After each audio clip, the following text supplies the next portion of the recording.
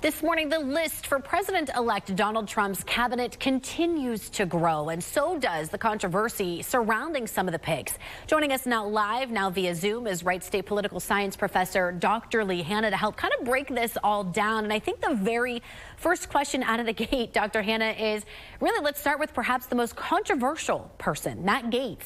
He recently was being investigated by the Ethics Committee and then resigned, so that investigation obviously ended.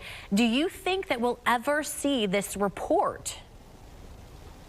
Hi, Elise. So Gaetz is the most shocking pick, I think, pretty clearly, because, as you mentioned, he's been under investigation for a few years now. One of his close confidants several years ago is serving a 11-year sentence in federal prison.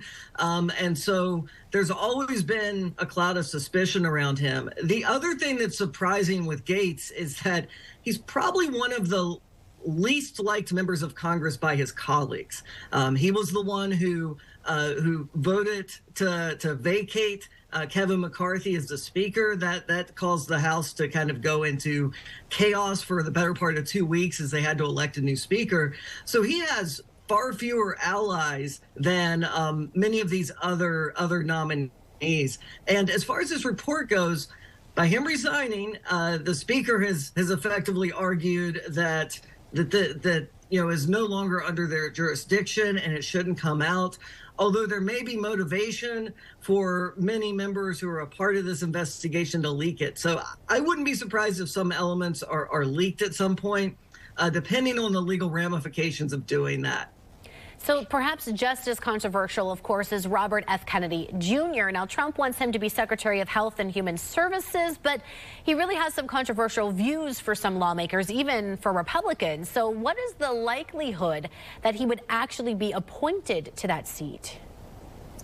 Yeah, this is another tricky one because he has liabilities from different elements of the Republican Party.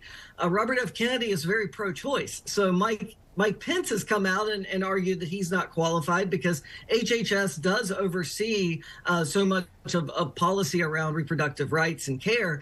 So that's a liability on one end. And then the other is related to some of his views on public health, some of the priorities that he has that would be quite costly, if he's trying to totally reinvent the FDA. So I also anticipate that to be a pretty, if he does get through, I imagine it's going to be like a 50-50 type of vote with J.D. Vance as a tiebreaker. But it does, it adds a lot of baggage to this early administration. If they're putting up two nominees, they're just going to have a huge, a highly visible and polarized confirmation process. Yeah, and the point at this point, obviously, who else do you think stands out as a potential issue for Trump to actually get appointed?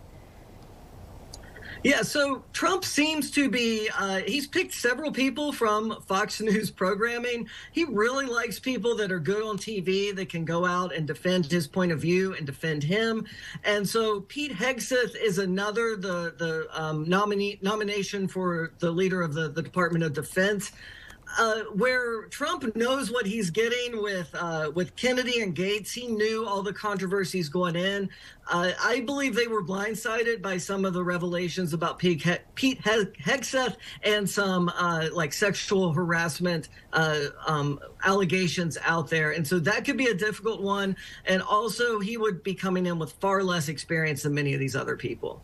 And so the process that the president-elect is also trying to kind of circumvent Congress at this point, can something like that actually happen?